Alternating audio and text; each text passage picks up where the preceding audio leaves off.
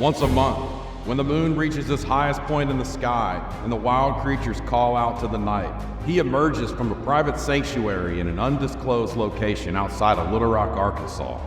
Arrayed in his priestly vestments, carrying forth the good news that comic books and graphic novels aren't just for kids, that they aren't just mass and spandex superheroes, that storytelling in a graphic format can be so much more.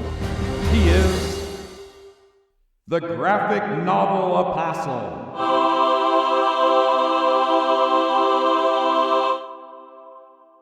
Hello and welcome back to the Graphic Novel Apostle podcast. I'm your host, Mark Orenberger, and I am so happy to be with you here on this Monday morning, as always, except last week where I guess we were in on a Wednesday morning. So I thank you all for being with me as we had just a couple of days delay in getting our episode up. Very, very excited for today's episode. When I first decided that I wanted to make this podcast, this episode is one that I had in mind. And we are going to discuss today the book Bunn and Parish, Volume 1, with my friend, Parish. How's it going? Hey, Parish, how are you, man? Glad to be here. I can't imagine why you picked me for this one. Well, I want to assure you, and we'll talk about this a little more in just a second, the idea first came to my mind that maybe this would be a good one for you because your name is Parish, but actually there's more to it. I do want to hold off on that just a second. So let me give our listeners a little bit of background on this book that we're going to be talking about today.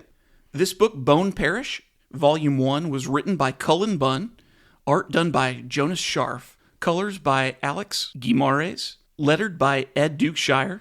The covers for this book are fantastic. Were done by artist Lee Garbett, and this was published by Boom Studios. So Volume 1, which doesn't have a separate subtitle for the volume, but Volume 1 that we're going to talk about today covers Bunn and Parish issues 1 through 4. The whole series ran for a total of 12 issues, so there are 3 volumes. They were published as, kind of 3 acts of 4 single issues each, or, for 12 total chapters. These that we're covering today ran from July through October of 2018, and then the whole series had been finished up by August of 2019. So I guess we're, just a little bit over 5 years old on this particular series. Cullen Bunn, the writer of this, I'm just going to say flat out, among my, top 2 or 3 very favorite comic book writers. I've got a ton of his books downstairs, met him a couple of times, and he's an incredibly nice guy. And so I'm kind of in the tank from the very start with Cullen Bunn. How did you enjoy the work? I really enjoyed it. I think I read it probably 4 times. Holy cow, did you really? Yeah, some of it was just making sure I'm understanding what I'm seeing. Okay. Because there are a lot of layers to this book. And so it took me a few tries through it to kind of feel like I kind of had my head wrapped around what all was going on. Yeah. But yeah, it was awesome. It was really, really good. Yeah, it was great. Oh, good. I'm so glad to hear that you liked it. And, this was Volume 1. I've got Volumes 2 and 3 downstairs. I'll put them in your hand before we leave today. Please do. Yeah, of Please course. do. on being a fan of the pod, I have made use of Libby, which I've never, or Hoopla, that I've never done before. So I actually have Volume 2 already on there, but I have not read it yet. Oh, so, cool. But I would rather have a paper copy. Would be great. Well, great. I've got one with your name on it. And I'll tell you how I discovered this book a couple of years ago, because when this series started coming out, I was not into comics at the time at all. There was a Friday afternoon a couple of years ago, and it was, probably just as we were coming out of people being home all the time from stuff. Right. And it was I had a Friday afternoon off from work, and Garrett was at school, and he didn't have to be picked up until like 5:30, and Natalie was at work that day, and I was like, I'm going to have the house to myself. And when I left my office that day, I thought, I'm going to go by a different branch of the library than what I usually go to, because there's one that's close to my office than the one close to my house, and just kind of look and see what's on their shelves and, see how it looks. And I guess I saw Cullen Bunn's name, which I was a little bit familiar with already, and thought, I know that's a writer I've read some stuff and liked. And I pulled that off, and I saw the cover for Bunn and Parish Volume 1, and I was like, oh, that's coming home with me for sure. Right. And I checked that book out, and I checked out another one called Hitman from DC Comics. Took those 2 home that afternoon and read them. And then the next day I was like, well, now I have to go back to the library and get volumes 2 and 3. And that weekend I plowed through the whole thing. It was just a blast to read. So let me give a little bit of a background synopsis so people will know what it is that we're giving high praise to right now. So this story, Bone Parish, it presents kind of like an underworld crime story, and it's centered around this New Orleans-based family. They're called the Winters family. That's their last name. And they've developed this hot new drug called ash. Ash is made from the remains of dead bodies. And what it does is it allows the user to tap into the experiences that the deceased had during their life. And the person who takes the ash is getting like a through the eyes of the deceased firsthand experience, which is kind of a wild concept to begin with. That was one that I had to kind of work through a little bit to like figure this thing out. Yeah. Yeah, so cool. But that's sort of, what's going on in the background. And then the story that we're going to follow really is in two parts. There's an internal story of this family, and then there's an external family of the pressures that are outside. So we're going to see the family wrestling with its own internal dynamics, its own like power struggles, and then those struggles within the family are heightened by the fact that their drug has become popular and they're trying to expand their operation. At the same time, some much bigger outside organizations like this New York-based crime organization and a Mexican drug cartel start having some interest in this product as well. Right, yeah. That's not going to go well when you get involved. No. You think of kind of the big fish family in a small pond, and then the much, much bigger fish that are out there in the ocean. Yeah, I mean, it's just kind of your idea of you've got a small homegrown business and you've got the big mega corporation that wants to come in and gobble them up, and they don't have the people, the structure, the power, any of that stuff. Yeah, that's right. And these guys aren't coming with lawyers; they're coming with they're coming with guns, which makes it dangerous. Yes. So I mentioned in that little setup that this book is based in New Orleans, and I think that's a pretty important part of the story because it has a lot of the feel of New Orleans baked into the art, baked into just the overall presentation, and I think it adds an additional layer of supernatural, maybe. Absolutely. Yeah. New Orleans is, if you've ever been there, there's some things you can describe. I mean, it's hot and it's humid and it's dirty, it smells. Suck it, New Orleans. But it's awesome, and it has like there's a feeling, a vibe, or something like that is just palpable somehow. But yeah, it absolutely added to the story and what's going on. I mean, it really couldn't have been set anywhere else. Yeah. I mean, maybe you could make it work, but it wouldn't be the same. No, that's for sure. No. And that is the reason why I wanted to do this book with you. Because you're a Cajun, right? Right. Yeah, Cajun. Yep, absolutely. So for our listeners, Parish Pollard here sitting across the table from me is one of my longest ever friends, one of the closest friends I've ever had in my life. Yep. Parish was what do you call that? The first man. Groomsman or best man or whatever. Yeah. Parish was the best man in my wedding. His dad performed the service. His wife was in the wedding party. I mean, this is somebody I've been incredibly close to going back decades now. And that is crazy to think about. We met in 1998 and really kind of became friends in 99. Yeah. And I mean, we've been around each other and been close ever since. And it's been one of my most rewarding friendships.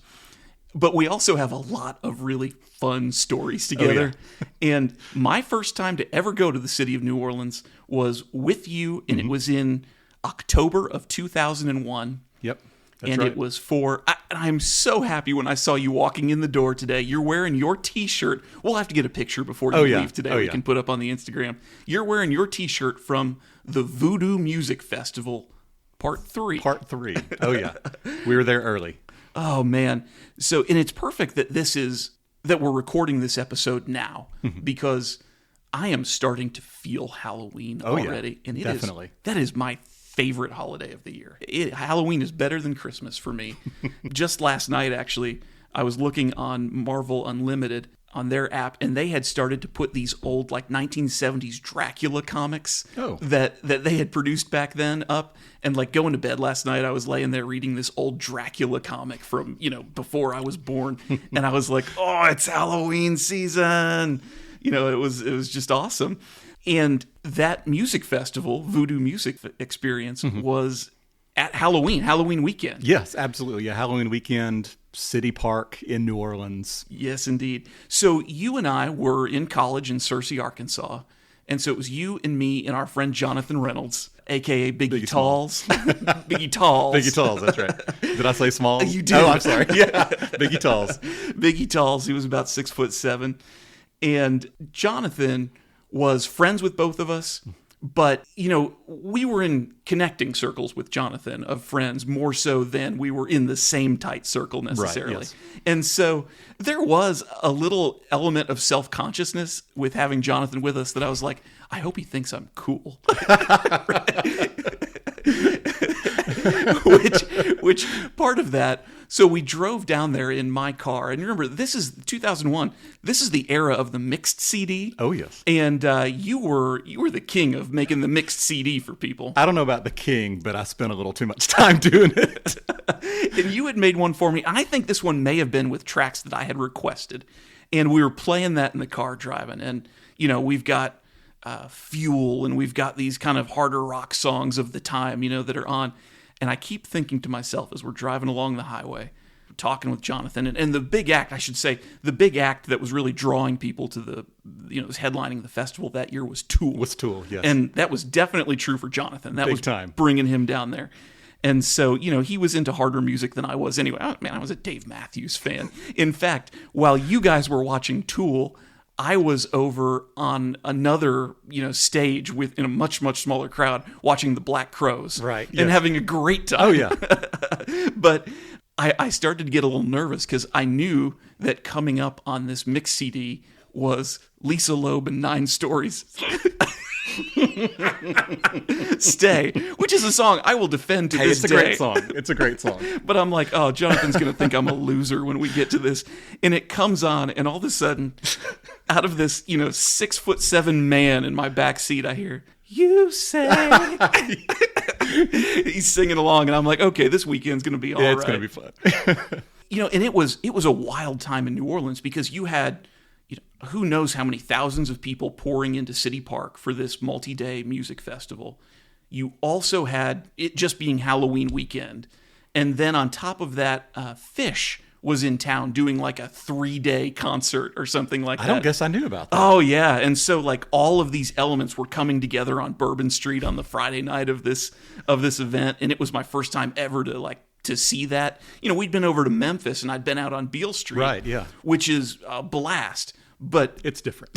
It's a tamer imitation of what's going on down there on Bourbon, especially on Halloween weekend.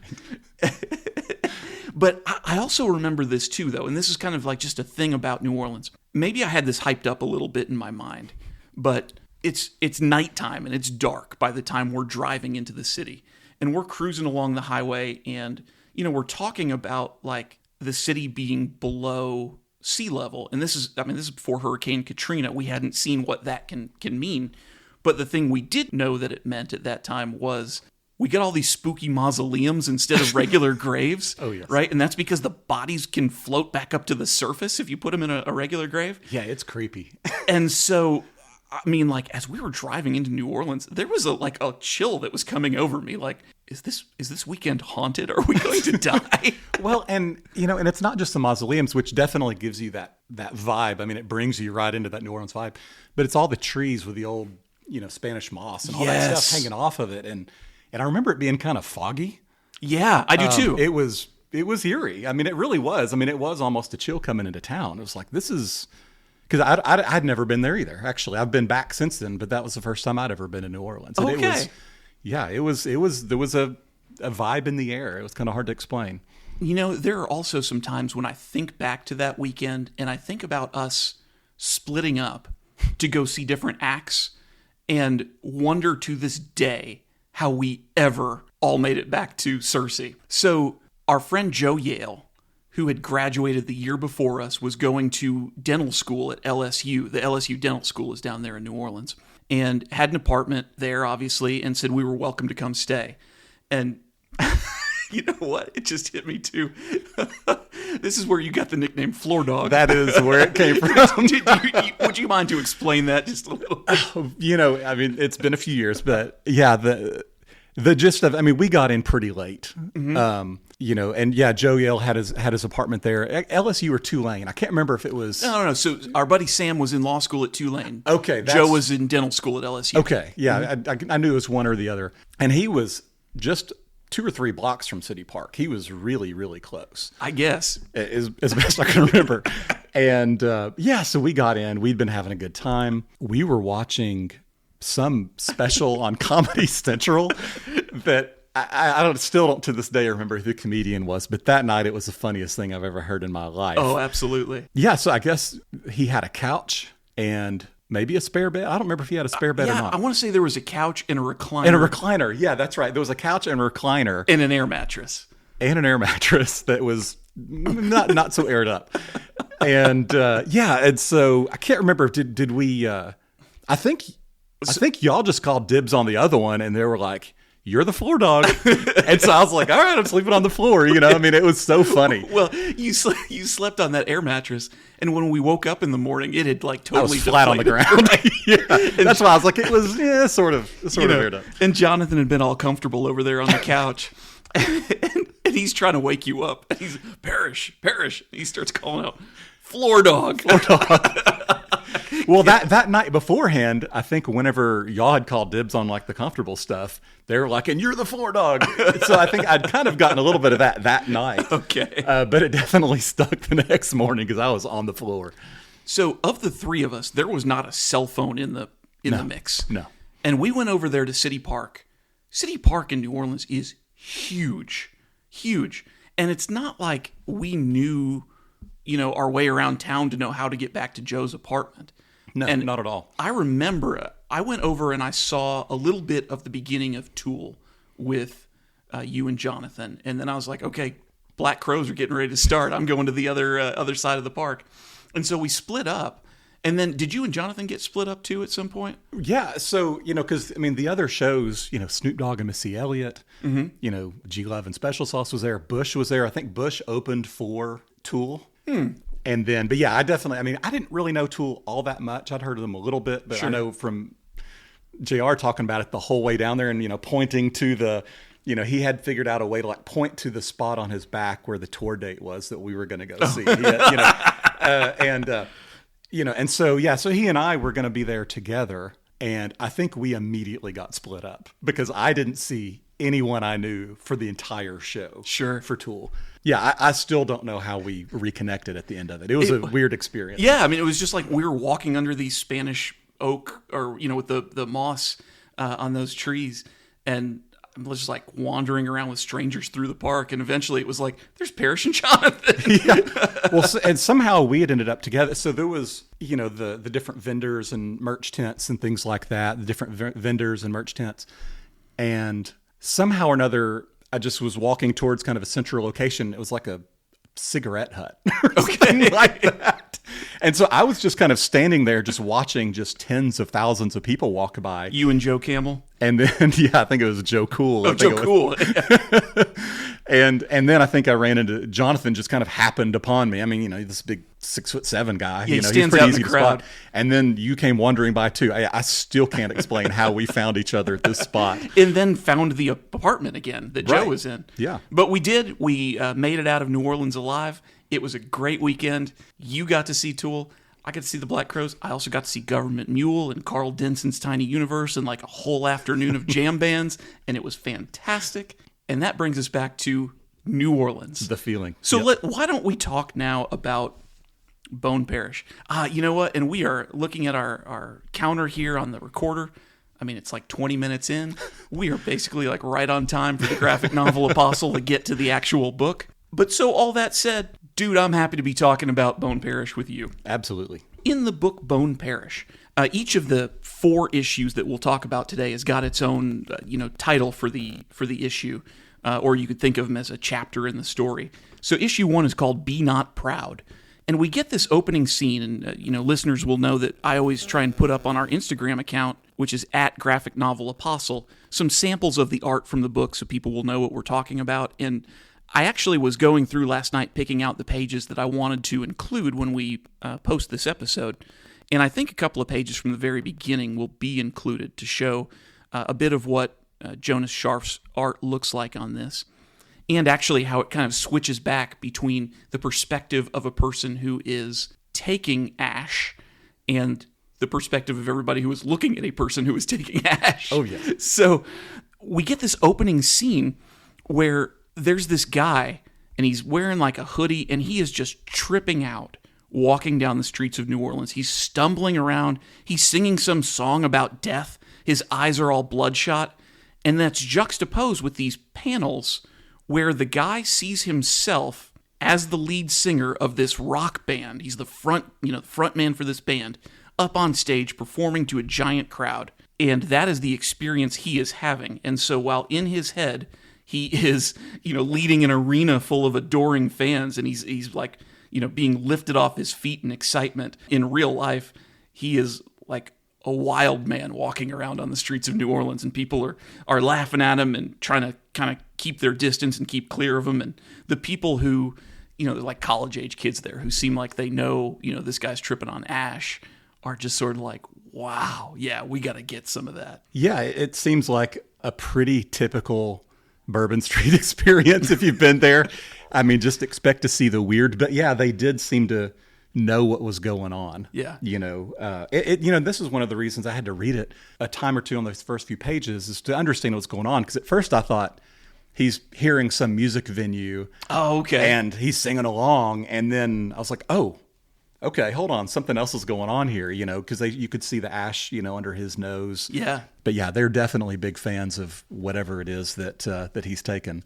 So once we get a little bit of a feel for what this new drug, this hot new thing on the streets is like that people are after, we also get a pretty quick idea that the Winters family who makes this drug is going to need to expand its operations because they've developed a market for it.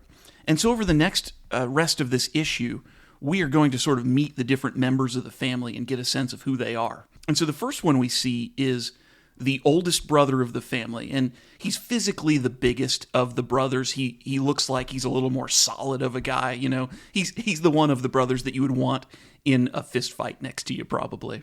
The linebacker of the crew. And his name is Bray, and he is overseeing what he calls a supply run. Well, we learn pretty quickly that what a supply run means is he and his brothers and a bunch of guys that work for them are robbing graves. They are digging bodies or harvesting bodies out of these mausoleums in a graveyard.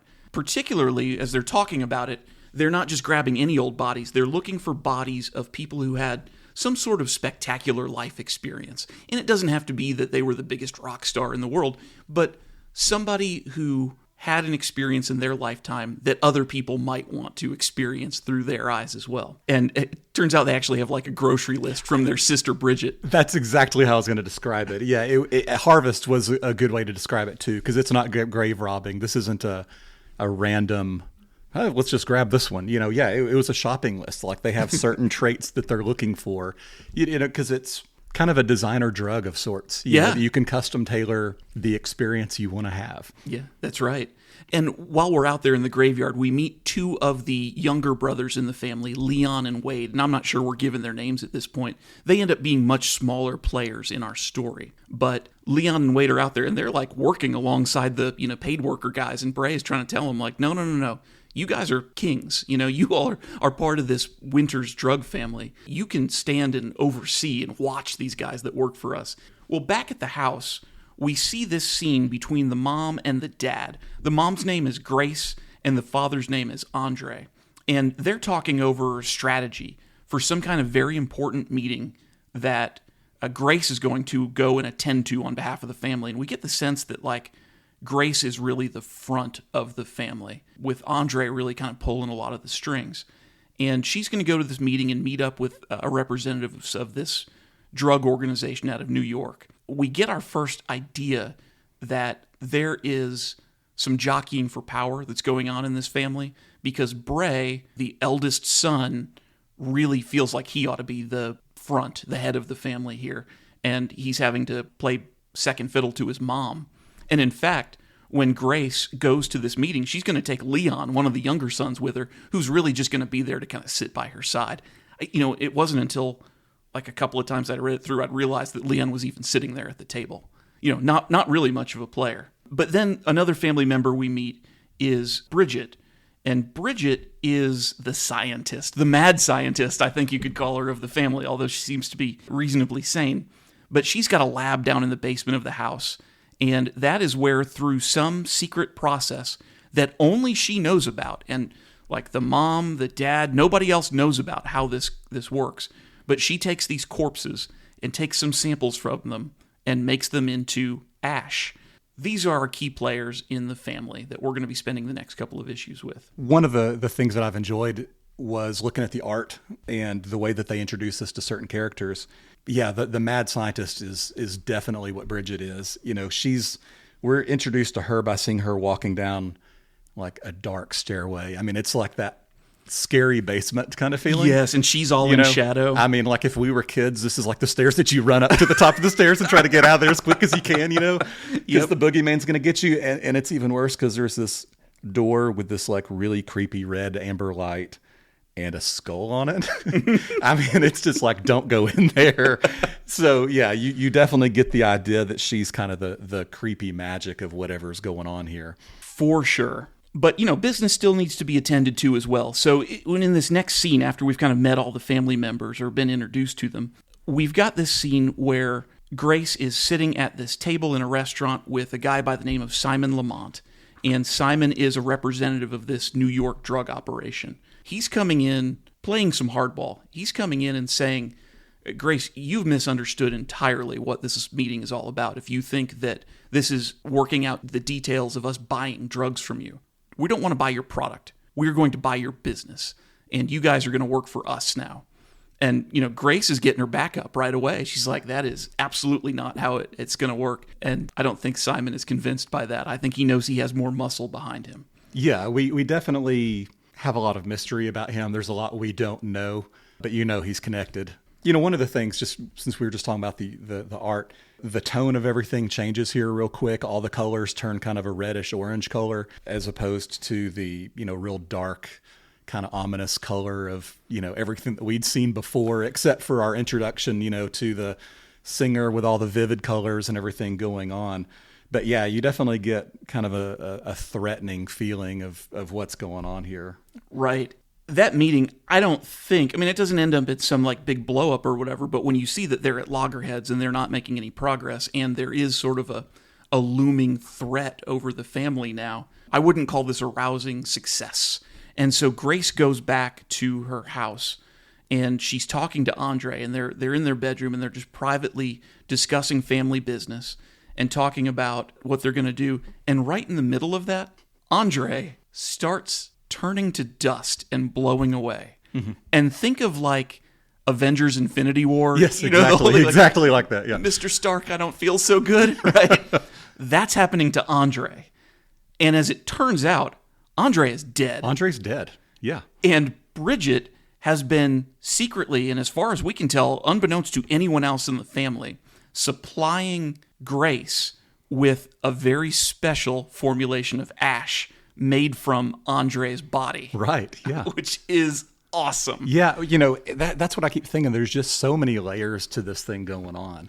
I mean, because these people, like that first guy tripping going down Bourbon Street, I mean, he's just living vicariously as a rock star, living out his dream. And she seems to genuinely have like an ongoing relationship with him. Yeah, yeah. I mean, this isn't just like I'm experiencing Andre, my deceased husband. It's like they're still making memories. They're still talking. They have something deeper shared that. And he's giving her advice. Basically, even though she is, say, wearing the crown now for this family, I think there are really two people that are calling the shots, and mainly Andre. And Grace becomes more like the mouthpiece. We're going to see as the book goes on that she has to learn to sort of rely less on Andre, or the ghost of Andre, right, yes. and step up and kind of take charge for herself. Which actually makes Bray number 3 in the family, because Andre's really running things, but you can't have a ghost of, not really a ghost, but you can't have the possessed spirit of a man, running the company. So, Right. There's Grace taking care of things. Well, it makes sense now, too, why Andre's not going to that meeting with the guys from New York, for sure. So, that's kind of our cliffhanger ending to issue number 1.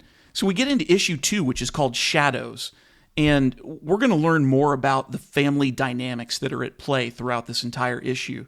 And when I think about that title for the issue, Shadows, it gives us a chance to think about Andre's continuing influence over the family. Like, even from the grave, he's casting a shadow over everybody else. And so we get quite a bit of flashback interspersed with the story throughout issue 2. Yeah, there definitely is. And actually, speaking of that flashback and things kind of going circle, one of the things that I actually realized, if we can jump back to chapter 1 for a second, was the very last line of chapter 1 was the same as the last line of the song that the guy was singing at the very beginning of it. Oh, I missed that. Okay. Yeah. Because he was singing a song about the dead. Yeah, so he's singing this song, death ain't tearing you away from me, and he repeats kind of several times. And then that's like the very last of chapter 1, where she's talking to Andre and, death ain't taking you away from, it's just kind of a full circle. Of the whole that's thing. awesome. Yeah. I missed that. Oh, that's cool. Yeah, I found a lot of layers. That's why I kept reading this, because I was like, this means something. And I had to kind of start reading it, I'm like, what does this mean? And then I was like, oh, wait, hold on a second. I've seen that before, I don't know. Yeah. Hey, so, you mentioned how like and as I guess going back for just a second, issue 1, you mentioned how like the art changes in terms of like the color palette and the lighting when we go from, say the Winters family in their dark home or in the graveyard to now Grace is meeting with the guy from New York.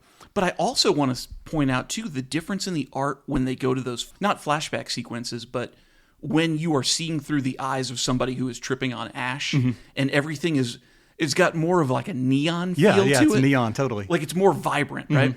And a lot of times in comics, I actually went back and double-checked the credits on this, because a lot of times in comics, when that's done, they'll bring in a guest artist who, even if they're similar artists, their styles are going to be a little different, and often noticeably so.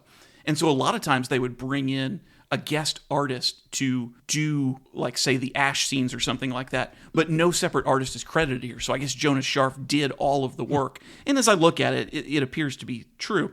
But the color artist is able to create enough of a change in tone that you really feel like, yeah, we're watching a whole different scene when somebody's on ash. Yeah, and not just a scene, but I mean, you can tell kind of the feelings that the people that are in the meeting. I mean, you can tell, this is red, this is a threat, this is a dangerous meeting, or it's neon and this guy's tripping, he's singing, or, you've got this guy with these girls, or, whatever's going on, or it's real cool blue, cool colors, and, everything's pretty okay at the time. And it really tells internally a lot about what they're perceiving in these different, situations. Oh, for sure. So let's move back now into issue number 2 and, talking about shadows. And, we made pretty clear in our discussion of the first issue that there's a pretty obvious power struggle between Bray and Grace. And we get a little more of a sense why here through some flashbacks with Bray, why he thinks he ought to be the head of the family.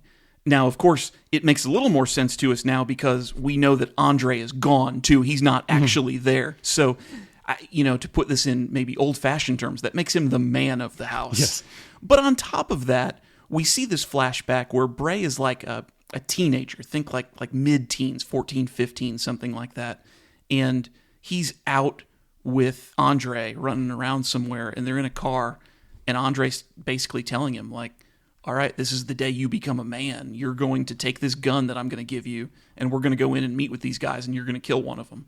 And he's I mean, look, we're talking about murder here, but at the same time, there is something tender about it, because Andre is saying, like, hey, man, this isn't for everybody. Not everybody's a killer, so don't be embarrassed if you're not up for this. I'll do the killing, which is kind of a wild concept. Right. But, it's a genuine father-son moment. Yeah, a twisted one, but definitely a father-son one for sure.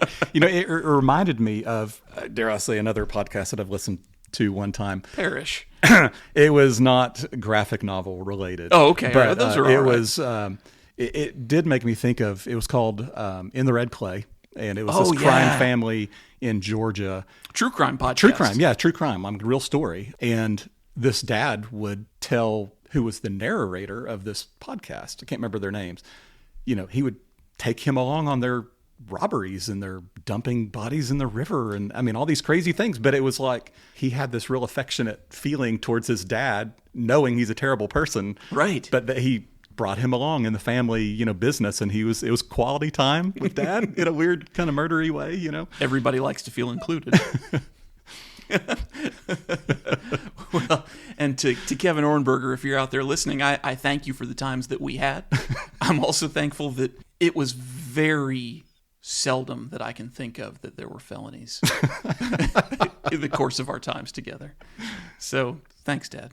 But Bray's not the only son in this family. Leon is the next son. And, boy, the middle child is always going to be in an awkward position anyway. And Leon really wanted to be included by his dad. He wanted his dad to see him as a soldier, as a man who was going to step up and run this family business. And there were, these scenes we're seeing where Leon and Bridget are both like out at a nightclub or something like that, and they're dancing. And you can tell they both feel like they're outcasts in the family. And Leon is like checking his phone constantly to see if, has dad texted to say where we are, what we're going to be doing.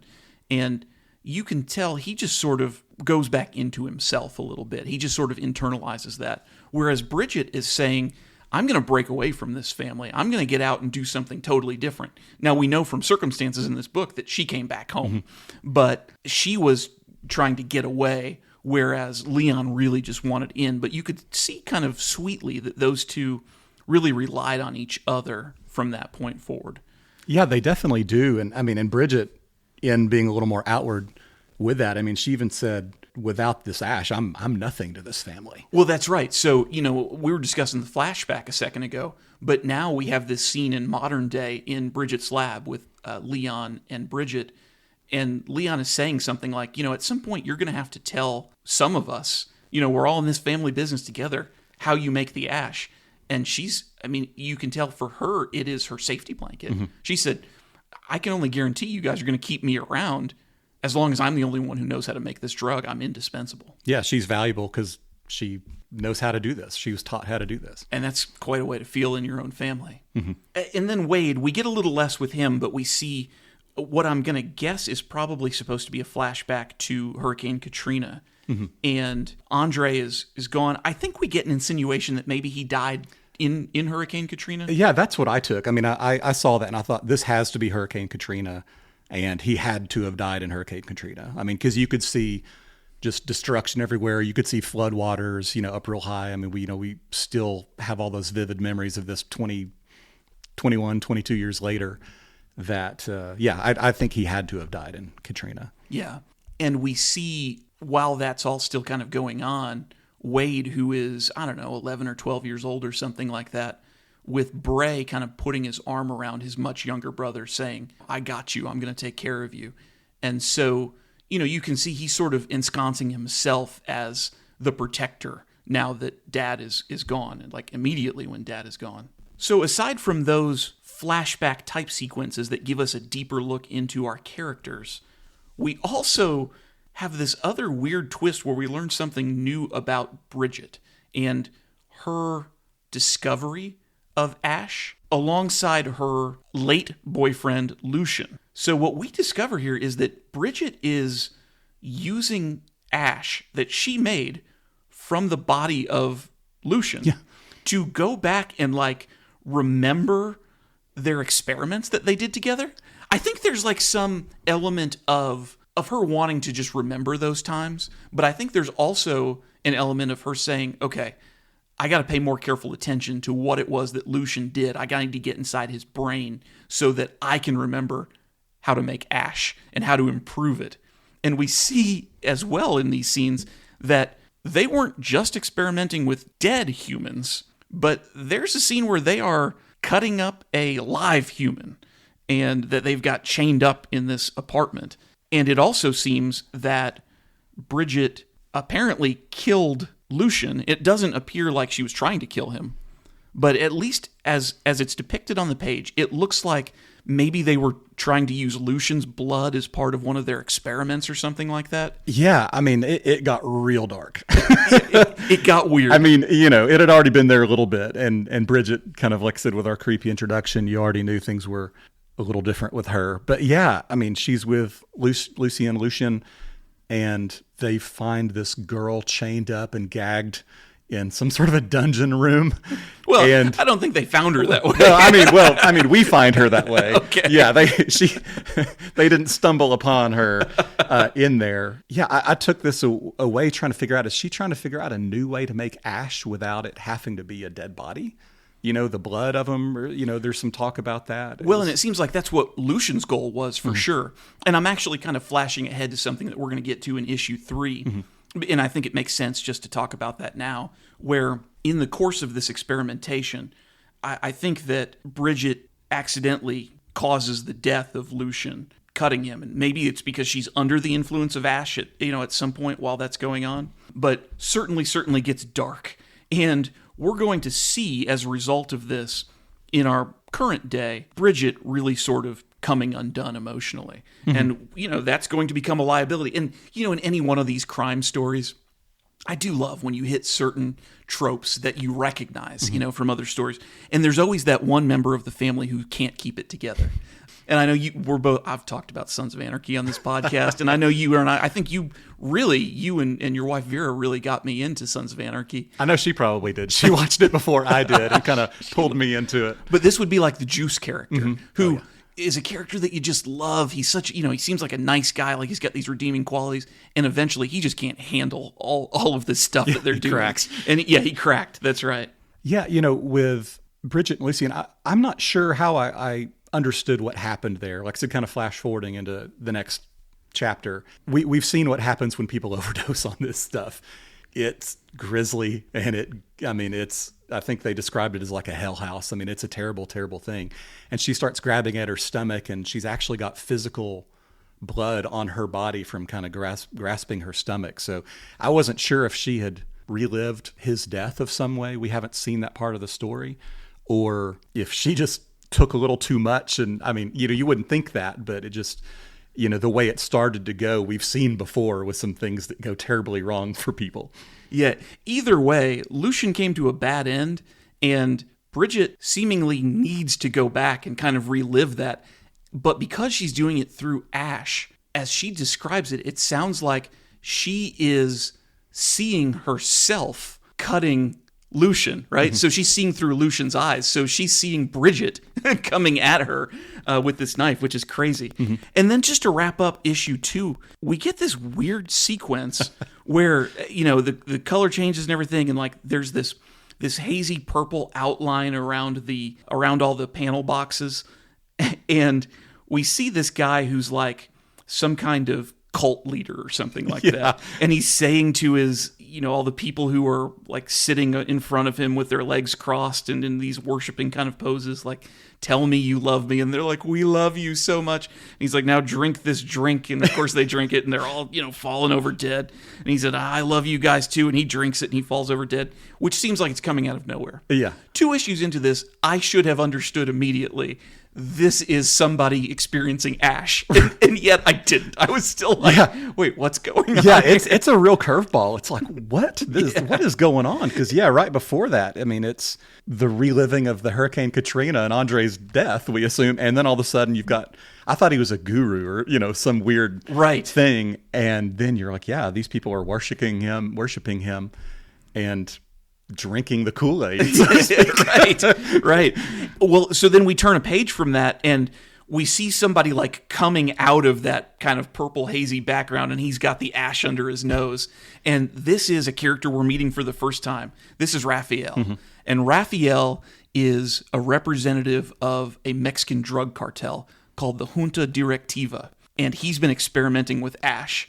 And he gets this hit where he's had this experience where he's like, he's trying to tell the people that, once he's come out of it, that are the people that are around him. And he's like, they loved me so much. They all died for me. And it was like nothing I've ever experienced.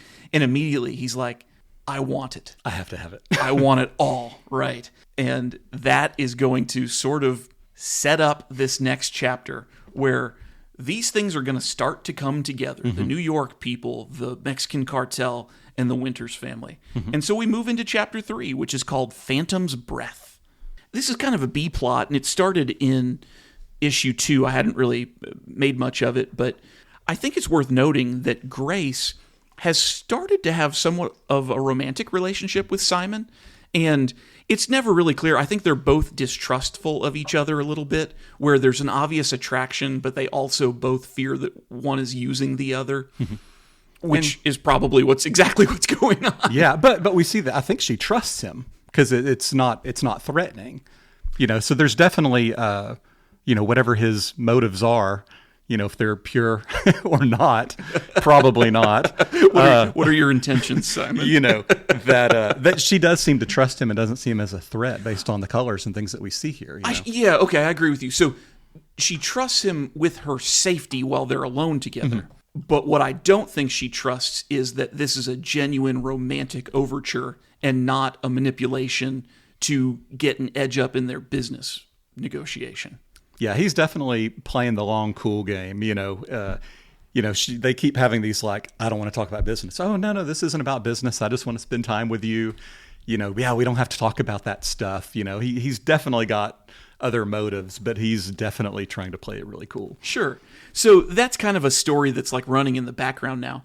But our real action in issue 3 revolves around Raphael and the drug cartel guys.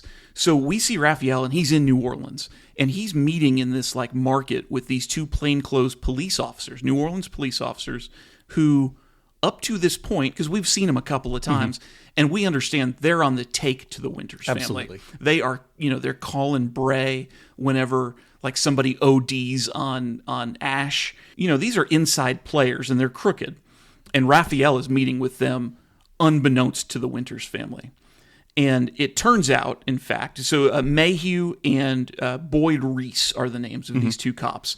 And it turns out they are there to sell out the Winters family. Apparently, they'd told Raphael at some point already that they're going to basically be a liaison between the cartel and the family so that they make the relationship go smoothly. And apparently they took too long doing it because Raphael is that's not the game anymore. What's going to happen right now is you guys are going to tell me where I can find the Winters family tonight, and we are taking matters into our own hands. This spins in and out of kind of your classic crime drama. Okay. You could always count on there being some sort of crime family and some sort of drug. Maybe it's not some new drug, and you've always got to have kind of the trope of the dirty cops kind of on the take, and they're playing both sides kind of a deal, Yeah. And that's always where some of those twists come from. Well, here, as far as the Winters family is concerned, it's just another night of doing business in this drug game. And so Bray is out on the streets, and he's just kind of standing in crowds, fading into the background to sort of check up on the drug dealers that they've got working for them to make sure that the handoffs are going okay, that everybody's dealing straight with them. But meanwhile, Leon and Wade are overseeing another corpse harvest. So they're at, presumably a different cemetery. There'd been some discussion about, people are going to start to notice if all the bodies are gone. Of all the interesting people, Yeah, right. And they're not being delicate. I mean, they're going in there with, crowbars and stuff and, prying these mausoleums open. So Wade and Leon and a bunch of guys that work for them are out there in this graveyard, and these cartel guys show up in full-on paramilitary gear, right. And they come out from behind these mausoleums and they start shooting up all the guys. And Leon tells Wade, the little brother, just to run, get out of here. And after he does, this is actually a really cool scene. I wanted to talk about this. Well, go ahead. Well, you describe it. I've been talking too much. Yeah, it was definitely an ambush. I never talk too much. Yeah, it was definitely an ambush, and the only thing I'm thinking while I'm watching, I almost say watching this scene, reading this scene, is they go full on Jason Bourne on these people. Yes. or at least Wade does. Because this is Leon. Oh yes, I'm sorry. Yeah. But what's awesome about this though is there has been nothing that we've seen so far that would make us think that Leon is any kind of great fighter or has these skills. But rather what we see him do after Wade runs off is he pulls a bag of ash out of his pocket and he takes it, he sniffs it up through his nose. And then we get one of these panels where We see what, like, his new perspective is now of the person body he's inhabited, I guess, or experiences he's taken on. And it's like an army sniper. Yeah. And all of a sudden he starts like just picking off these guys one at a time. Yeah, that's why I was thinking Jason Bourne. I mean, it might as well have been on the ash, like if he was dead, you know. It was like, I just took Jason Bourne ashes because, yeah, I mean, because you see, this is one of the more interesting scenes, I think, here was you see an army sniper on the ground, prone with his big rifle, and then you see him doing it in real life. And then you see another, and it's kind of flashing back between whoever this guy is and what he's doing, and he gets legit abilities from this. I mean, this isn't, oh, I'm a singer or I'm a cult leader or something. Like, he turns into super soldier guy. You know? I mean, he goes crazy on these people. Yeah, and we'll see a scene in the next issue as well where that works for Leon and Bray. Yeah, that was one of the cooler kind of layouts of this. And like I said, maybe I misspoke before when I said I was watching this scene. Well, but, I mean, I think that's a good way to describe it. It's almost not misspeaking. Because it's like, you know, there's not much, almost no dialogue on these couple of pages. You really are watching this scene unfold through the art in these alternating panels. Mm-hmm. So we presume that while Leon has taken care of business in the graveyard, that Wade must have gotten away because, you know, he runs off and Leon doesn't know where he is anymore. Well, it turns out Wade didn't get away because, boy, oh boy, he's been caught, and Raphael is talking to his guys. He's got poor Wade strung up by his feet, hanging upside down, and he's telling these soldiers in the cartel that work for him that he needs to show the Winters family that he means business. Yes, he is sending a message. That's right. And it's a loud message, and it's grisly. It's ugly. Oh, but it's a good part of the story. And so it turns out that our friend Wade is not just hanging upside down by his feet, but he's hanging upside down by his feet over a pool of alligators. Yeah, in the swamp. Absolutely terrible. And they are just going to be allowed to go at it. Yeah, I mean, that's where, you know, the last thing that we see in this third chapter is him hanging upside down and just giant alligator mouth about to just get him. And I'm going to include that page as well. Yeah, I mean, it's... Because it's also it's one of these, we call it a splash page. And so it's just one panel that takes up the entire page, and it is very well rendered. I mean, it tells you everything you need to know. Drawing. Yeah, it sure does. And you're not real hopeful for Wade at this point. No, I didn't notice it the first time, but the second time I saw it, I was like, oh, wait, there's another alligator back there behind him. Right, there are two alligators. I did the same thing. Yeah. Well, so we get into our final issue of this volume called The Fade. And, you know, I'll say this. Sometimes when you have a multi-volume story like this, you're left with like these cliffhanger kind of endings at the end of, you know, the first act or whatever. And it's like, well, that's unsatisfying. And you get a thing where like Hovatter, when we did Gideon Falls, I mean, that ends on like a, what happens next? And, you know, he had to like run out and get all, well, I say run downstairs to my shelf and, you know, like get all the extra volumes. This one has a contained story with more story to come. Mm-hmm. And so that's kind of cool as we wind down this first arc of Bone Parish. So we open with the family already aware that Wade has been killed. His body has been delivered somehow to the Winters family. And we've got Grace feeling like she has somehow betrayed her family because even though her husband is dead, she's constantly seeing him and consulting him through the taking of Ash. And so it really is like their relationship is continuing. But while Wade was being killed in the last issue, she was having a romantic encounter with Lamont. Well, yeah, Simon. Yeah, Simon Lamont. Right? Yeah. She was distracted, and yeah, she wasn't getting Bray's phone call. I guess it was Bray that was calling. Right, and Andre is not letting her off the hook about this. So she's taken some more Ash now in this episode, and apparently we know that it's running low. That's going to be an issue for us going forward, is that she's almost completely out of Andre Ash. And Bridget has told us when that is gone, that is gone. Yeah, I think that was even maybe in the last chapter. She was already warning like, hey, your supply's getting a little low here. Right, and now she's taking it to kind of like have Andre there to deal with her feelings. And he's like, you are wasting this. This is for business, you know? Yeah, I mean, it does, and it presents kind of one of these weird, you know, layers again of this drug that it's, I mean, okay, it's a drug. We'll just say it's bad, but, you know, Parish Pollard, soft on drugs. Soft on drugs. You know, but you You kind of feel sympathetic, though. I mean, she, I have not experienced a loss like this, but, she's trying to keep this thing going. I mean, she's still dealing with it. She can't live without him, and she's about to have to. This message has been brought to you by Dare. by the Get Parish Pollard Off the Neighborhood Watch Committee. Is it working? No. Recall Pollard 2024. No, like I said, we'll just agree that it's bad, but I can't do it without it, though. But, it does have maybe a very limited positive purpose.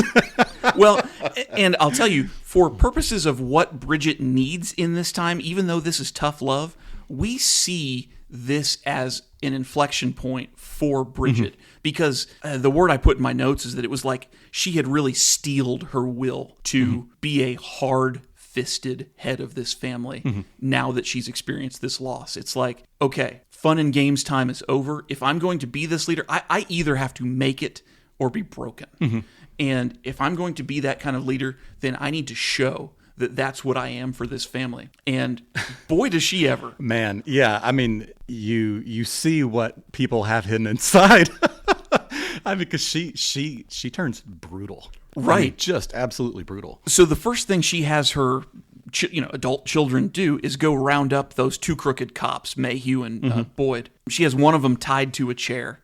And I think she has Reese tied to the chair. Reese, yeah, that's right. He's tied to the chair, and Mayhew is standing there like, definitely, this is the guy, who betrayed you, not me. And Bridget, comes out of nowhere from behind and just slits his throat. Yeah. Just slits his throat. The perfect Colombian necktie. Exactly what I was going to say. Well, the old backlot murders. If you guys have never seen the movie The Backlot Murders, we have like a 5-minute exposition of the Colombian necktie as being the perfect way to kill someone. Which makes it inevitable it's going to get used at some point. Which is that you slit somebody's throat and then pull their tongue out down to hang like a necktie through the gap. And we don't quite get that. We see the man get his throat slit open here. Sadly, Jonas Shcarf let us down. No tongue. What could have been? What could have been? Come on, Jonas. But after Mayhew has seen this, he's not off the hook either. And he's going to be drugged back and disposed of. And I don't think we see how he meets his demise, but we see samples of him in the ash jars later on. Yeah, we definitely see that they put them to use, for sure. Well, and part of and this actually is kind of like some of the magic of this drug ash. Reese and Mayhew can be lying to them about whether they were both betraying them or one of them was, or, even if they're going to admit to it, whether they really get the real story. But Grace is like, Ash don't lie. Ash don't lie. Yeah, I think I even wrote that down. I think she said, people lie, people cheat, but the Ash don't lie. And this is going poorly for them too. I mean, it's kind of the almost whatever the truth serum kind of thing is. I mean, they're going to make him talk or they're going to experience the truth somehow or another. Well, that's it. I mean, it doesn't matter if he talks, because even then he could be lying. But someone in this family is going to be snorting Mayhew up their nose, and then they're going to know for sure what, they're going to see that scene play out where Raphael was meeting with them in the market, and they were doing the betrayal. I mean, we don't see that recreated here in the book, but we know that's the effect of this drug. Yeah. Hey, I want to jump back just a little bit here, because we've talked about Grace and this dwindling supply of Andre that she has left. And this is Andre less than 3,000. Yeah. There's just a gram or two of him left.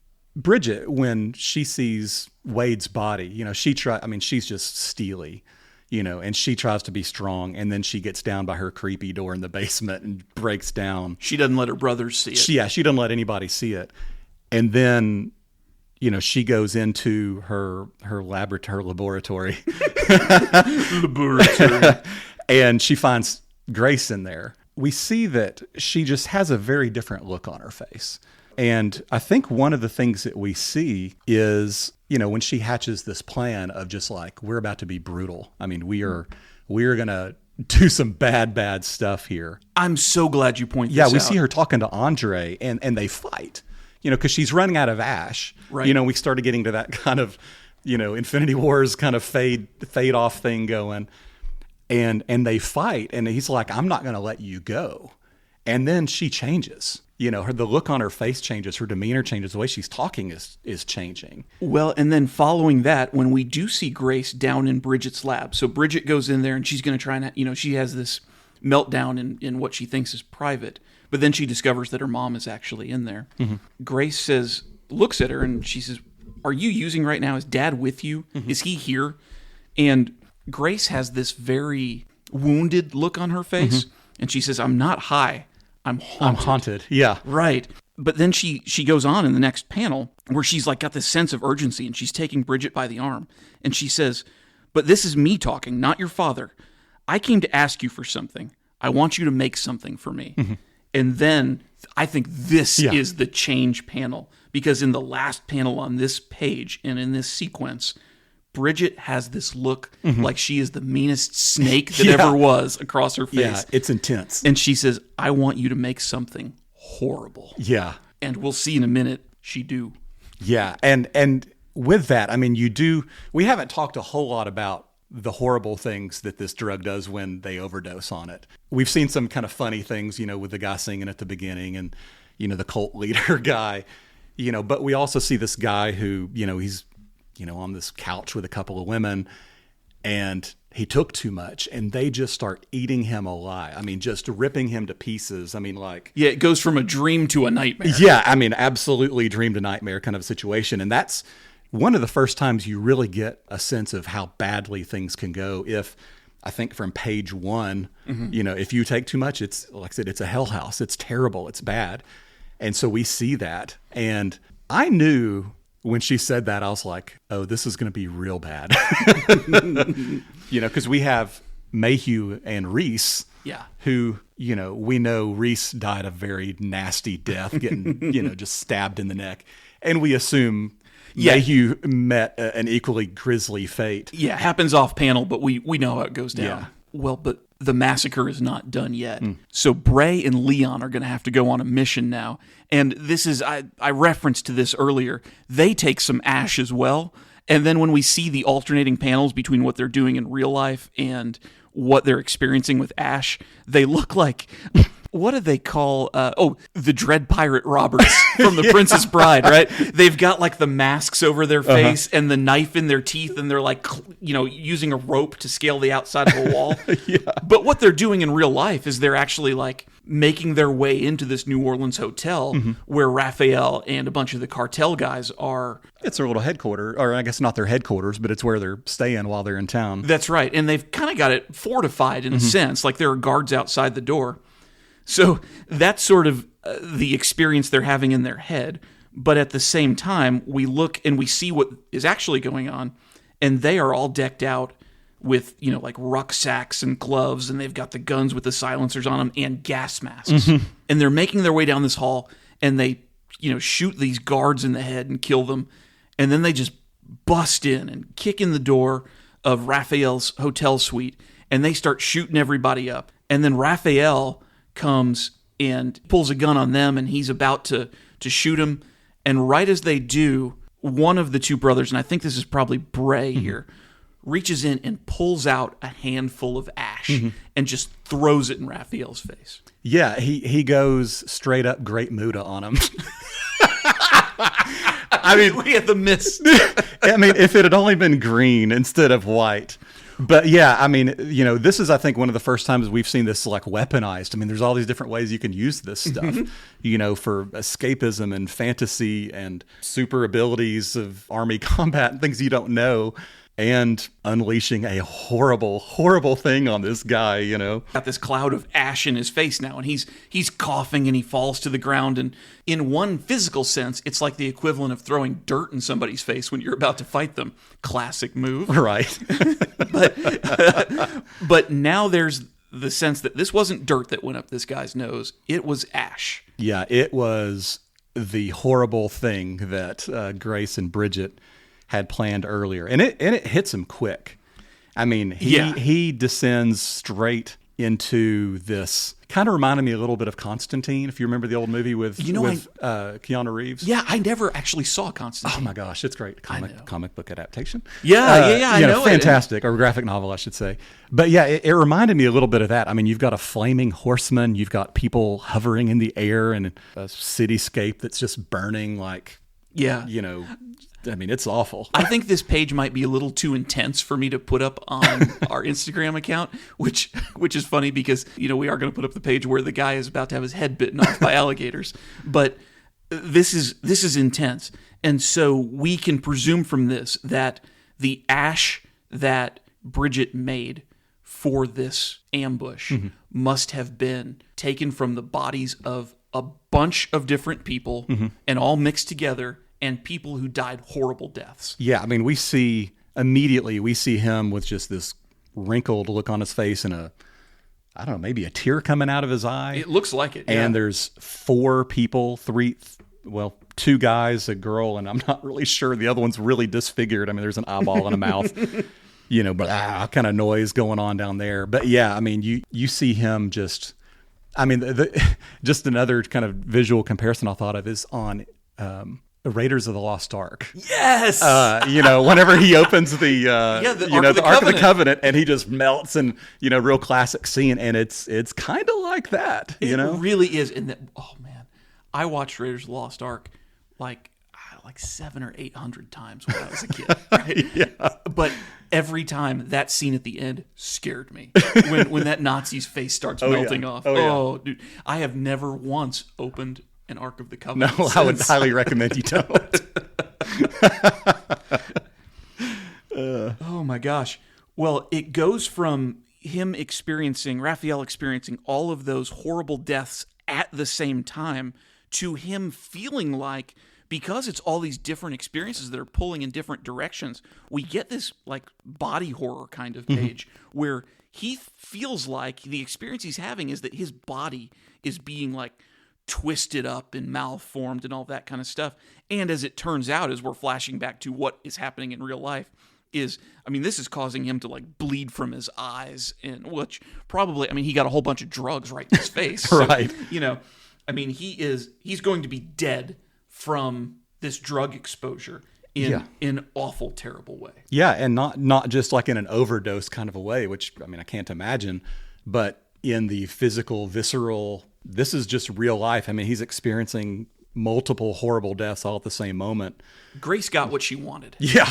They made something horrible. It was a little bit shocking when I got to this page, and it's just, there's multiple screaming mouths and teeth and just this fleshy goo on the ground. Yeah. We know from before. He's experiencing this real, Mm-hmm. Once this mission has been accomplished with Raphael, we have really just sort of the wind down of our last issue, and it's a meeting taking place at like a cafe. Cafe Du Monde. Are they at Cafe Du Monde? It's got to be, because it says... I see Mondial. Yeah, outside. You see that, and then original, and it kind of French, and it kind of cuts off. And now we didn't go there on our New Orleans trip. No, we didn't. I've been subsequently. Yeah, I've been since then, and I was like, that's absolutely Cafe Du Monde right that there. Sure is. Has to be. I didn't pick up on that. Yep. But yeah, so they're having some beignets. Yep, some chicory coffee and some beignets. And they're sitting out there, and it seems to be pleasant.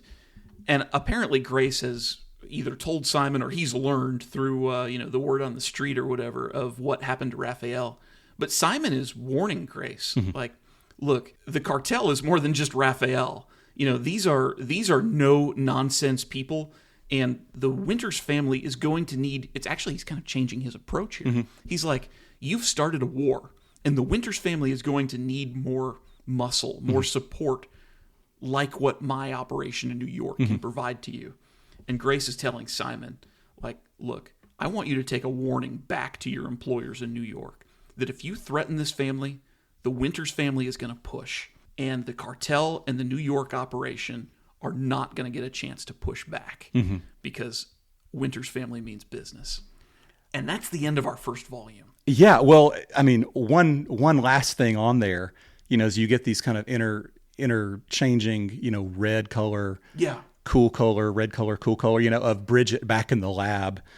doing more really grisly stuff. And we see 3 jars. One of them says Mayhew, one of them says Boyd Reese, and then the other one is Rafael Garcia. So, Rafael died this horrible death, and that's in him. Yes. And you're like, his is just like triple bad. I mean, it's, they made this horrible thing, and now he's experienced all that. And, I could only assume that now that's imprinted on him. I mean, so that's just the most toxic, nasty, horrible concoction of ash to make, to do horrible things with, And Frank and Reese didn't exactly have, they didn't die in their sleep either. No. And so we've got jars of ash based on those guys too. So, and I'll tell you, I have not gone back and reread volumes 2 and 3 for a couple of years. Mm-hmm. And so I don't remember the details. Mm-hmm. Oh man, now that's why I was like, I had to go back and look at it. I mean, the first time I think I read through this a couple weeks ago, and then about once a week, I'm like, I've got to go back and check that out again. Of course, just the other day, did it again, but I was like, I've got to do it. And then the rental thing that I'd had from Hoopla was gone. And so I was trying to get on it the other night, and I couldn't get on there. So that, I would absolutely love to finish the story, because you've definitely got this foreboding kind of bad feeling about what's going to happen. I mean, it's about to get ugly, and you feel like the Winters family is out of their depth because, I mean, like you said, she's caused a lot of trouble. Yeah. On the podcast, we've done a bunch of volume 1 of, 6, or volume 1 of 3 stories with some of our guests. And there are a bunch of different books that I want to cover, but eventually I do want to circle back around to them. And so, I mean, Parish, I'm designating you now as our Bone Parish man. I'll take it.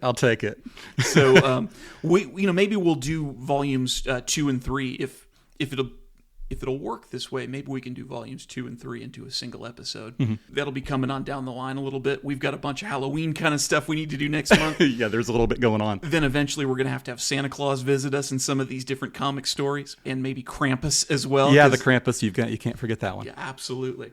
So we'll look forward to that. Parish, man, dude, thank you for being my friend all these years, and thank you for what is just going to now be another great memory of doing this. Oh yeah, absolutely. I'm glad you could have me on the Mark Ornberger Needs a Friend podcast. Much better than the Conan O'Brien Needs a Friend Who's podcast. that guy? Hey, by the way, and I know this is when the podcast is supposed to end, but okay, when we were at Joe Yale's apartment that night in New Orleans, and you said you thought we were watching something on Comedy Central, I think we were watching Conan O'Brien, because I also remember, oh, you know what? We switched over to that after. Because, I was like, man, everything about this weekend is cool. It's all a little scary, but everything is cool. But Conan O'Brien was on in the apartment, and Ben Harper was playing that night on the show, and he was playing The Drugs Don't Work, which is kind of funny. That now is interesting. Yeah, you're right. His cover of that great song by The Verve, and I like Ben Harper's cover better, actually, than the original. But later, we turned over to this comedy show. I think it was like Comedy Central After Dark or something, where it's just like stand-up comedians. I don't know, but I'm going to put this out into the world, because I've gone back and, you and I have joked about this one comedian. For 20 years. For 20 years. And I've gone on to Google and YouTube trying to figure out who this comedian was. So somebody listening, please, we got listeners all around the world. Please know who this comedian was and write in and tell me. But his part of his shtick was, he said, I feel like I want to be involved in activism, but I'm not very politically well informed. So I have to take my own stances where I can. And so he had these different protest signs he would bring out. You remember what a couple of them? Yeah, one of them was, you're going to have to help me because it's slipping. It was like, don't worry about asteroids. No, you do it because I can't.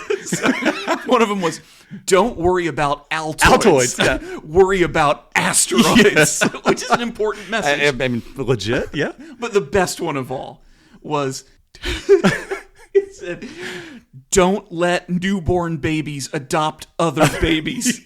And then not ready. Yeah, and then it said beneath, not ready. And it was double underlined, he was like, because they're not. Because they're not. And that struck me as so funny that night, and we've joked about that Oh, we got to know who that is.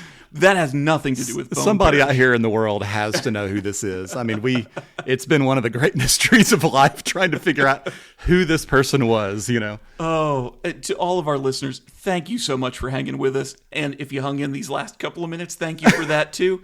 We will be back next week. I will look forward to it. For Parish Pollard, Soft on Drugs, and Mark Orenberger, this has been the Graphic Novel Apostle, and keep reading those comics.